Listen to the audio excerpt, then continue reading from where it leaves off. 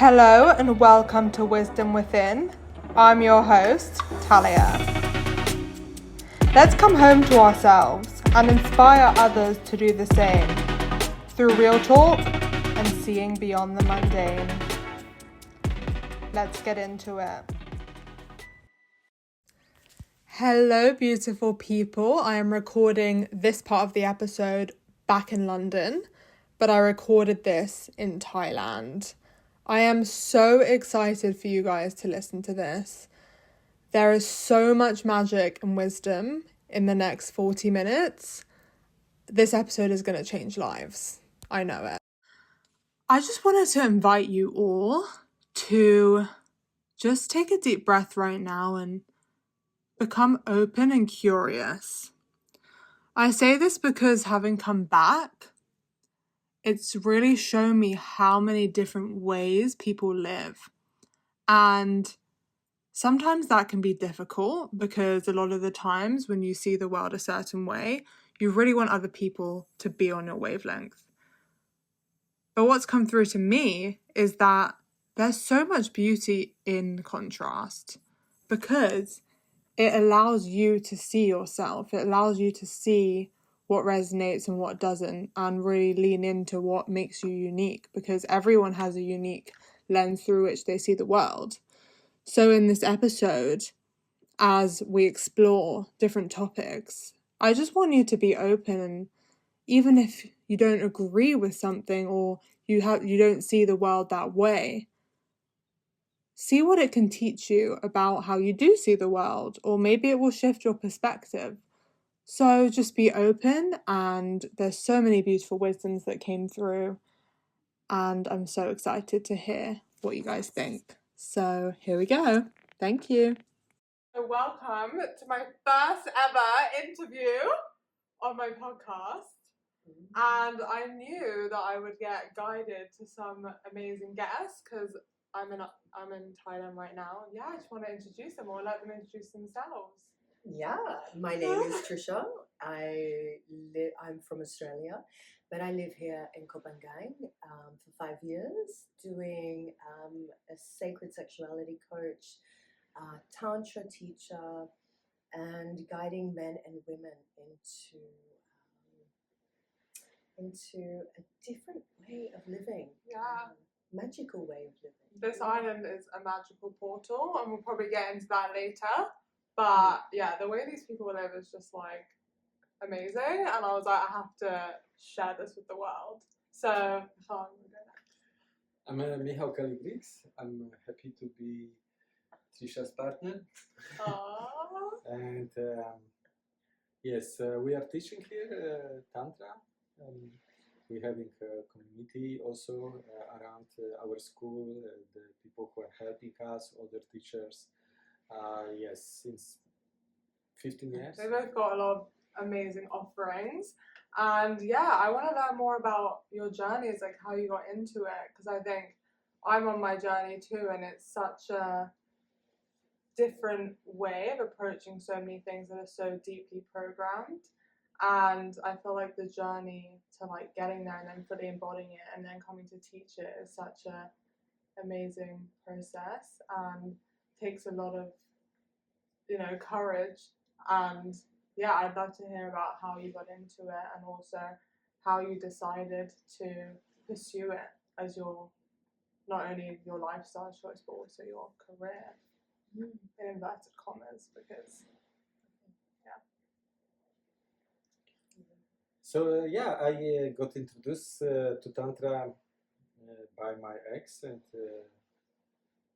we read and exercised through the book of Margot Anand, The Path to Sexual Ecstasy.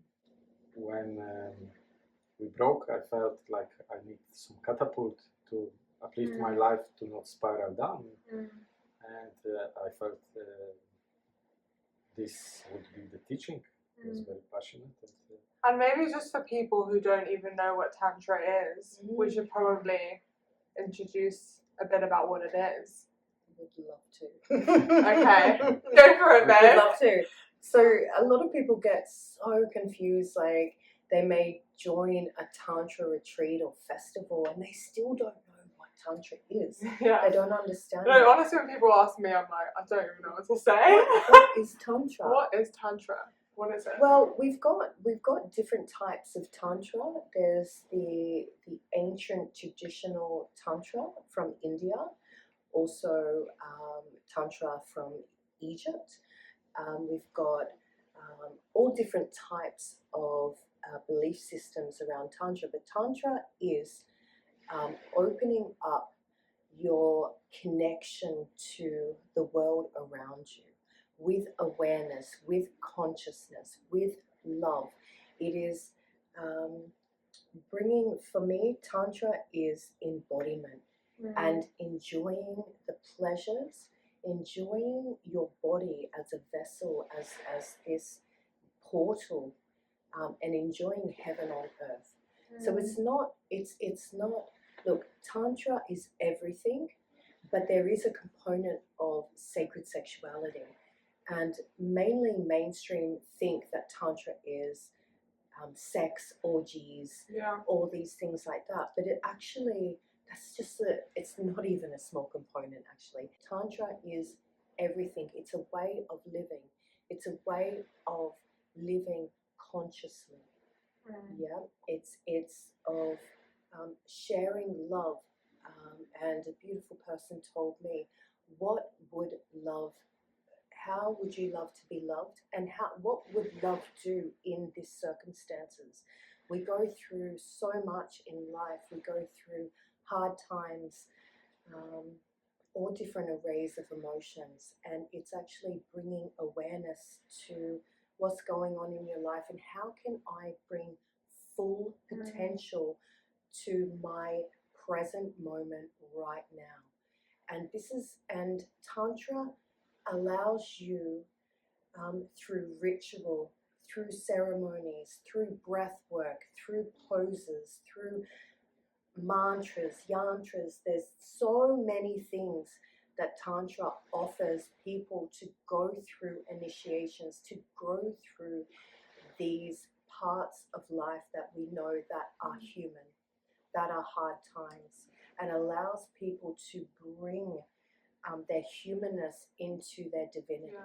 Basically, it's all the time we're learning how to love better and do it. Yes, and like this beautiful quote, what the love would do is at my doorstep. It's like as a guideline of my community, our community. Yeah, and I think a lot of people would say that they know how to love or know what love is, but what do you think the biggest misconception about love is that people have? I feel like there's not a misconception so much, but it's just the levels of love are different. And it's when I was not in Tantra, it doesn't mean that I didn't love, but how when I love now, it's like I would never like to love the way how I used to do. Now I feel I can love on so many more aspects, and I can empower the love. I can use the being in the conscious relationship as a tool to heal myself, to empower myself. So beautiful. And so you kind of mentioned a bit there about the use it, don't lose it method. So I actually just did that workshop over the past few days. It was so beautiful. And I really wanted them to share some of the wisdom that they shared in the workshop on here. And one of the main things that we got taught was the use it, don't lose it method. So maybe you want to go a bit into that and explain. Yes. What is it? It's a method of sublimation, bringing energy up instead of losing it through the typical sex. We lose energy through the ejaculation and through the clitoral orgasm. So Tantra teaches us the technique, and I like that we can make this podcast more practical, that actually people can learn something and use it, don't lose it. Use it, don't lose it. What we're talking about is when you are lovemaking and you are just about to orgasm, as in you're about to, for men, ejaculate. And for women, you are about to have a clitoris orgasm. We are talking about when you are about 70% just before you're about to have this peak orgasm. This is when you use this method. This is for sacred sexuality, and this is to adopt this to your beautiful tantric lovemaking. And you will want to use this. So every time you're about to have an explosive, we call it explosive orgasm, where you lose the energy, you will, just before you're about to the point of no return, like we say, you will shoot this energy up, you will squeeze the PC muscles, and you will hold the breath, visualize up to the heart, and then bring it back down to the sex, releasing the PC muscle. And you'll do this a few times, and you'll do this while you are making love, yeah? And this is the tantric path of sacred sexuality, the tantric path of lovemaking, yeah? Yeah. So for someone listening who's like, okay, like I understand what that is, I want to ask from their perspective, why should we keep that sexual energy? So, and why should we bring it to our hearts? Like, what is the point in that? Yeah, when we nourish the heart chakra, we are more loving. So the love is the biggest power in the universe, and what brings the humanity in a beautiful direction. And that's a solution for everything. So that's also, but yeah, there are so many benefits, very spiritual benefits, but also like body benefits, like the relationship benefits. There's probably no better thing for relationship than cultivating it so together. we know with this is not just, I mean, this is an ancient practice. Taoism, we speak of the microcosmic orbit. In Egyptian Tantra, we talk about this in sacred union. Yeah, we bring this into sacred union in partnership.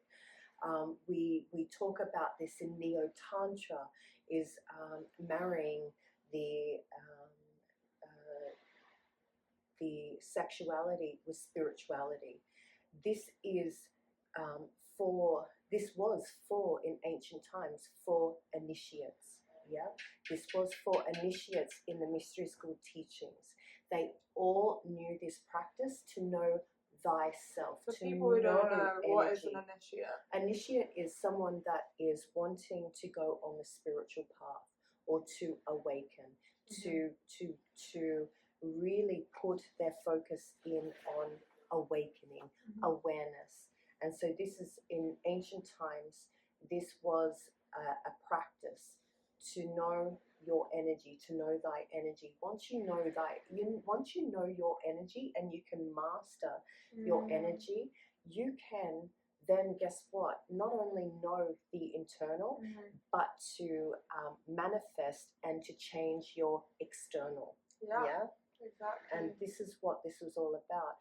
And we look at this, and I will touch base now on religion, but you go for it, babes. I will. We're going there. Yeah, we're going to go into every nook and cranny, but and we see over the years, now the initiates I'm talking about were thousands and thousands of years old, right? And where these mystery school teachings throughout history, throughout cultures, they knew this was their first training to understand this energy. Once they understood this energy, then there was other higher levels of teachings. But you had to know this first. And so we go through the history and the ages, and what happens in history is that the patriarchal system comes through, of course, that deems men and women, may I say, and it comes through, and comes through with religion. Religion takes away sexuality, takes away this power or this initiation, and this is what happened, and ruled and took away all the power in the temples in Egypt, in the Sanskrits and things like that in Tibet and India. taking shame and away, bringing, but the patriarchal, what has happened is they take away this power because they knew if people knew of this power, there would be absolute mayhem, and guess what? They could not control. They could not control the masses of people. And so this is what happened, and the Sanskrits and the Alexandria library and everything has been these burnt teachers down. are like old. Ancient as all as I want to speak to a bit how like there are a lot of people in New Age spirituality who are like on this spiritual path, but they're still like, if you bring up sex, they're so in shame about it, and it's like, how far can you get without this knowledge, you know, in your spiritual journey? Well, you cannot because we've got tantric cats. We've got aliens here too. We've got aliens. But what happens is that you can't go on your spiritual path. Everybody wants to go out of their body for awakening, enlightenment. They want to go so far from their body. But the most spiritual part and practice for anybody is going back into the body. Like, a lot of my journey was like going outside of myself for a lot of the answers, until I realized like all the wisdom is like in my body, and it's like already in me, and it's about like unlocking that and coming home to you. And that's why like I think Tantra is so powerful, because it's actually learning about the magic that's in our bodies, in reaching the divine. This is, and I'll go back to your first question about how we dove into this path is for me, and I was always on being in, my mother is Aboriginal, Indigenous to Australia, and always understanding the spirituality of life. But it wasn't until I got to Egypt, I mean, I was always a seer, an oracle, I could always see this, and before I got to Egypt, I was a witch. I got into heavily witchcraft in my late teens. Yeah, this woman's like done it all. That's why I'm so honoured to have you both. So I heavily went into witchcraft, and I was trying to, in the initiation of witchcraft, we go through the initiations of knowing thyself. We go through the initiation of connecting in every year to the elementals, so being one with Mother Earth, being one with Mother Water, and being one with the void. And not only until you go into that connection with the elementals, and you are one with them, where you can be, when I say be one with them, where you can shift and bend and manifest with them, and from there, in witchcraft, the next initiation is to find your god and goddess, or to find the goddess, to find the divine. So it's first coming to the elements and then going. To connect into nature, to connect into your... And what does it mean for people who might not know about manifesting through nature? Like what you just spoke about. So manifesting through nature is to... Or maybe manifesting in general. Okay, so like I said, you understand thyself, the internal world. Once you master that, then you can master your external world, because you already know thyself, and then you can shift and change your whole reality. I mean, I know this, but and what does it even mean to master yourself? I mean, for someone who doesn't know. To master yourself is to understand every part of your being. So it would be your subconscious, your conscious, your superconscious, to understand who you are. For instance, let's say an empath. An empath will pick up on so much energy from outside themselves. They don't quite know who they are inside, and they can't understand the difference between outside and inside. And this is the thing I'm talking about, mastering, understanding the difference between your energy and the outside energy. And that is mastering. That's what I mean by mastering. So going back to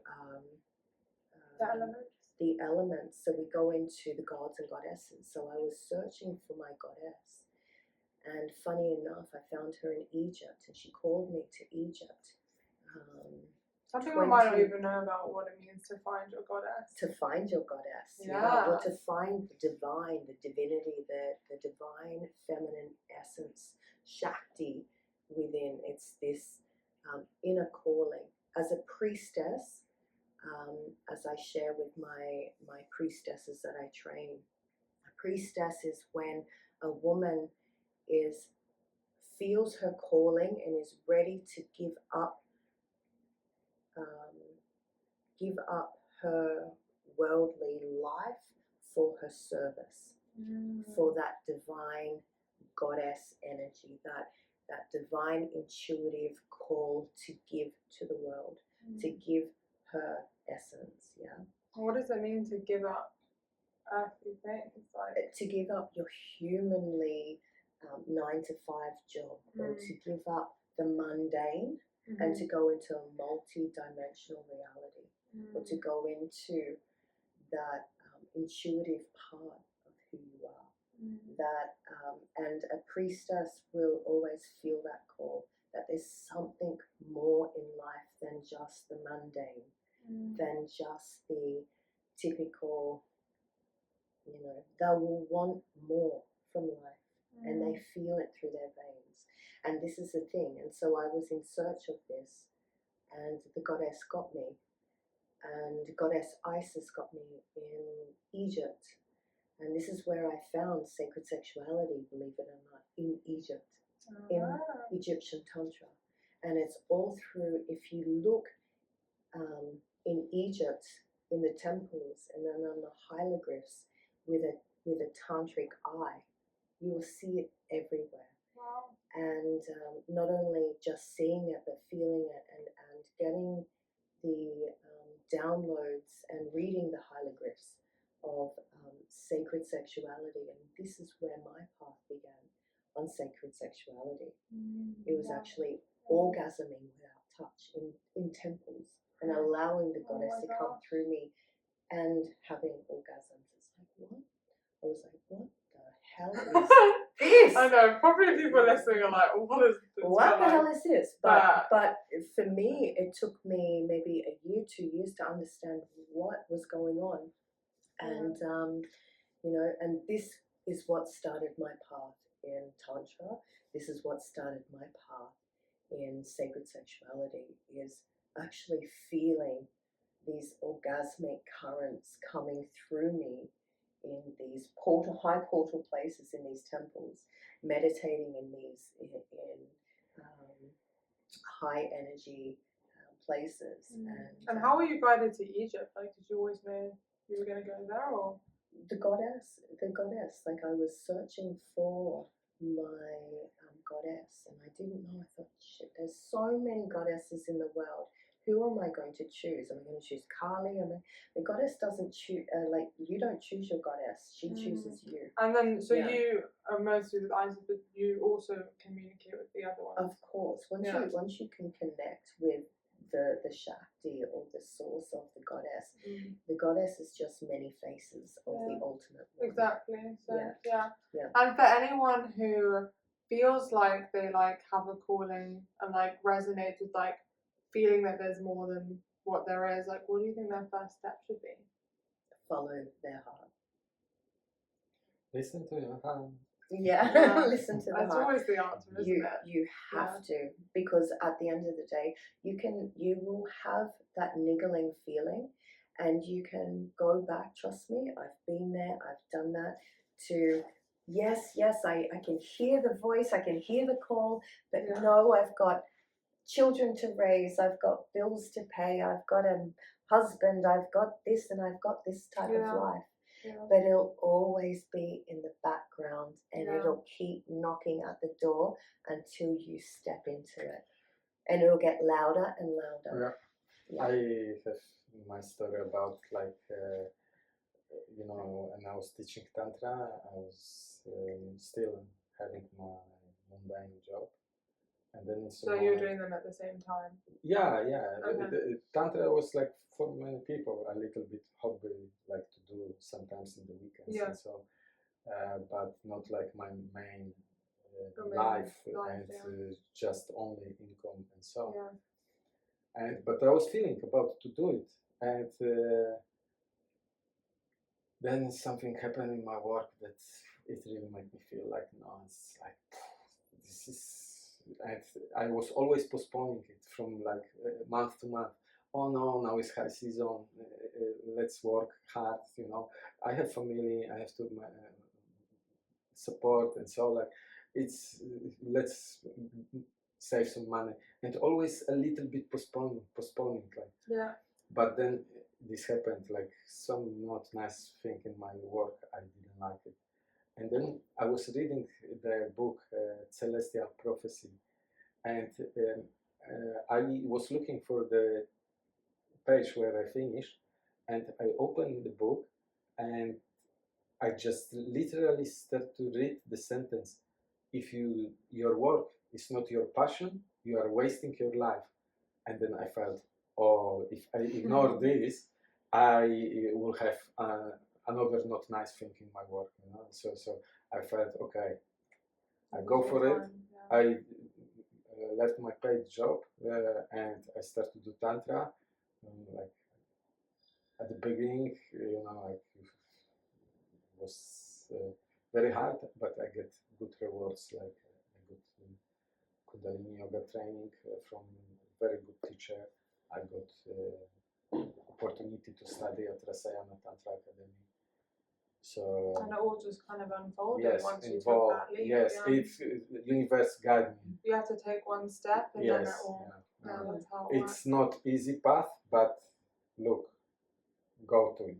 We guide you through it. And this is the thing too. This is the thing. You have to follow that intuitive call. Yeah. You know, because we know. You know, we look at the mundane life. It's very, you know, driven 9 to 5. Have to do this. Have to do that. It's a killer. Yeah. The passions run on a different frequency. It's this inner gut calling, intuitive. It's a never-ending pull at the heartstrings. Yeah. And you know, like I train this. I just got off a phone call to a sister that is joining for the Priestess of Isis, my courses that I run online. But it's the same thing. It's when you step on your path of passions and you follow your heart, you will always be provided for. When you are running, when you are giving service of a higher frequency, of a higher love, of something so much more, you will always be provided for, no matter what. It's having the courage to step on that path. Yeah, and sometimes you don't even know what that path is. Like, it's kind of just like one step at a time it gets revealed. Yeah. And so if the first step is just to quit without even knowing what's coming next, like.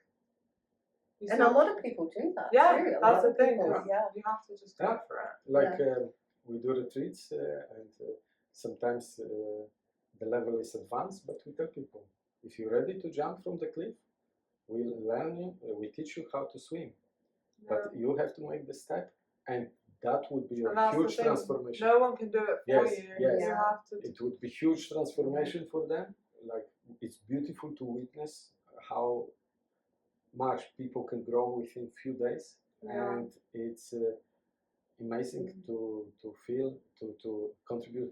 And also, you know, like if you're ever afraid about making this step, believe me, you will look backward, and with the benefits what you're gonna get with Tantra or in anything else, your spiritual growth, you will look backward and you will ask yourself, why I was waiting for so long, why I wasted my time.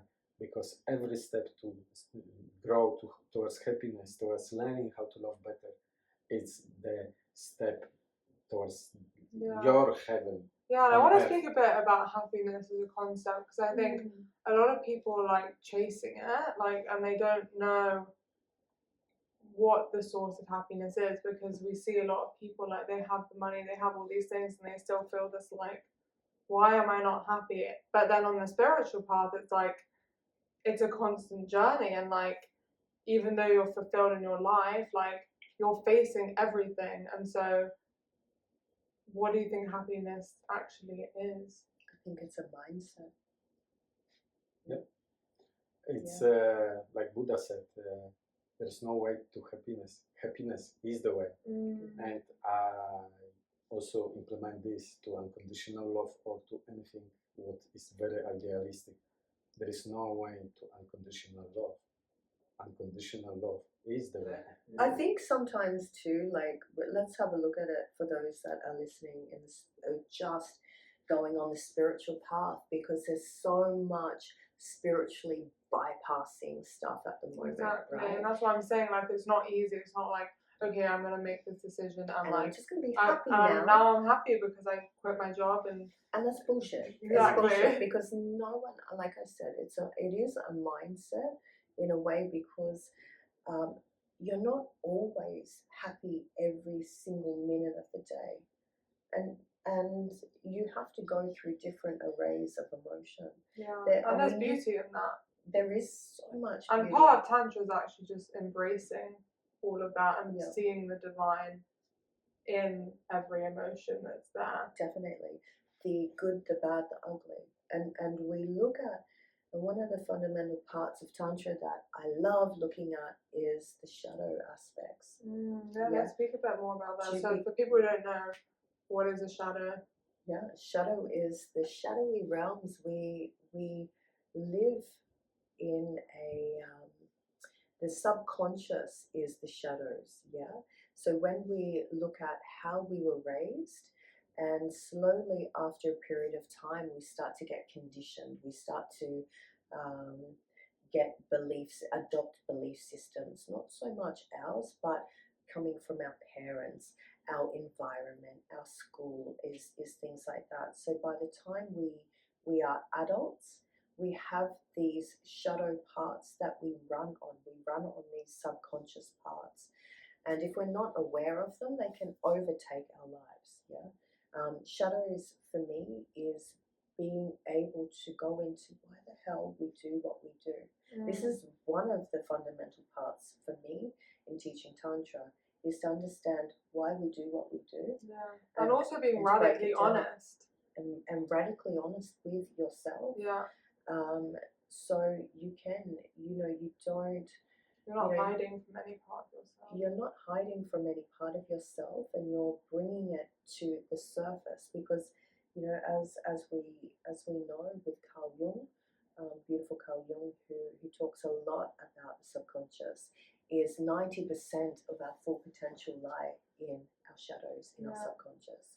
So we don't hit that full potential. We spiritually bypass it and try to get these dopamine high fixes on trying to feel good. No, I don't want to feel bad anymore. I'm going to do shopping. I'm going to take that pharmaceutical pill to make me feel better. I'm going to do anything. Sex it's not addiction. Even spiritual bypassing. It's just suppressing. It's suppressing. And so what we're doing is, when we're looking at Tantra, we're looking at consciousness. We're looking at bringing awareness to why it is what we do, and actually going back in and trying to dig deep into our full potential of our subconscious as well, and bringing those shadows and bringing them up from suppression up to the surface, and turning those shadows into golden shadows, if we can.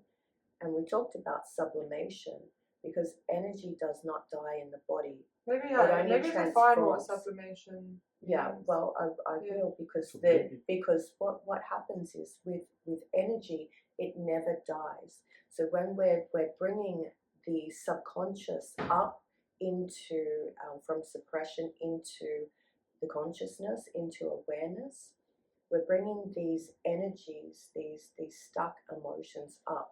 And what we want to do is we want to, instead of holding on to these sticky energies, we want to actually transform them. Yeah, we want to transmute them into higher parts of who we are, and integrate them back into who we are, to bring consciousness, to bring awareness. And so when we are doing the sublimation, use it, don't lose it, we're doing the same thing. but we're using sexual energy, which is the most potent energy, life force that we have in our bodies. Yeah, our sexual creative energy, and we're transforming that into the divinity of who we are. So ultimately, what I'm trying to say is transformation and transmuting energy, recycling our energy. The second biggest energy life force we have in our body is our emotions, our anger, our jealousy, our rage, if we know how to transmute these energies into the divinity of who we are, we become masters. Yes. Yeah. Yeah. Like, transforming our demons into our friends. Yeah. That's what they always used to be. Our anger, our fear, our emotions, what supposed to save our life. Yeah. To, like the anger give us adrenaline. Like use it, don't lose it. Like use this. Yes, yes. Don't just so, in Tantra sweep it under the rug. Yes. In Tantra there are no bad emotions. We by transforming them, by working with our shadows, we make them friends that they can serve us still, but they don't take over us. They don't take over our behavior. That when we are angry, we was suppressing it so much, or we were so running on the point of anger. We are addicted almost from anger, and then we cannot control ourselves. We do things what we after regret, because everybody is telling us, don't be angry, don't be angry. Even you have reasons to be angry. Like when someone is crossing your boundaries, you should be angry. You should, like, if someone doesn't hear you, you should raise your voice, to make the people like understand that this is serious. Like when the child is going to the street, and mother would just say, darling, don't go to the street. He would not take it serious. But when mother would show emotion, sadness, or she would cry, or she would get angry, the child would think, oh yes, this is more serious than just making my shirt dirty. Yes, yes. So like fear, the same. If we would not be controlled by fear, if we would learn how to deal with the fear, we would not have panic on the airport when there is some alarm going on. We would not have all planet getting crazy and locking themselves and like actually fear is one of the biggest. If it's too much, it's the biggest component to make you ill. And what happened a few years ago, it's actually make us unhealthy much more than any other diseases. So all of this, it's like emotions. With those emotions, people could get manipulated. And Tantra is about liberation. And actually, you can get, by expressing them freely, like learning, there are some Osho meditations. When you hit the pillow, when you get crazy, when you get crazy into any emotions, you release them. You don't suppress them anymore. You learn to not to suppress, but be honest and do it in the moment. And in this way, this doesn't gather in your body, and it's not explosion anymore. And then yes, they really become your friends. Like then you really can feel that they're helping you. And after I used to have anger, like carry anger for. Sometimes I didn't spoke to few people around me for months, and I used to just about thinking about them. I was feeling like something is eating me, but I was suppressing it, and so. But thankful Tantra, this learning how to release, not to suppress anymore. Like I can be angry, but within next minute I can hug the same person If the situation changed and we can laugh, I let it go. And before, I used to carry it for months. So I was controlled by anger. Now it's really like my friend. Like, This is Tantra. So if anybody, we ask the question, what is Tantra? This is Tantra. This is a way of life. Yeah, it is being able to transmute all these built up, suppressed emotions that we're not able to feel. Men and women, especially men in outside in the matrix here. I say outside because we're living on this golden crystal island. This island is Tantra Island. It's a Tantra island. Yeah. But we see this. Men are not allowed to share their voice and not allowed to share their emotions. And this is the thing. This is about the tantric path, is to be able to finally feel. To be able to finally feel, for women as well, feel the body, feel the womb, feel the yoni, feel the pleasures, feel the sadness, the grief, and anything, and allowing yourself to express it, but in such a healthy way, you know, and learning. And that's what I say each time about mastering, is to master that. How hard is it to, normally when we have so much emotion, we want to project it on someone because it's so much anger. We need to, energy, when it's built up, it goes like this. We're thousands of atoms smashing at once. And so we have a cluster of emotions building. Energy, it vibrates, it needs to go somewhere. And then that energy, that projection then transforms onto somebody else. And then that somebody else has so much built up anger that it projects back on the other person. And it's a vicious circle. Yeah. It's generational as well. Generational, it's so much. And this is what is bringing that awareness back in, is to cultivate these energies. Master thyself. Yeah. And very often the emotions are suppressed and they are stored in the body. We carry it.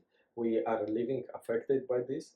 And Tantra is like huge way also of by, like, for example, tantric massage is about sometimes de-armoring, like fanning this frozen emotion in our body, and by stimulating different parts of the body, releasing this emotion in the like safe way where someone hold the space for you, releasing them and letting them go, and they are not affecting you anymore. So this is also like about tantric healing.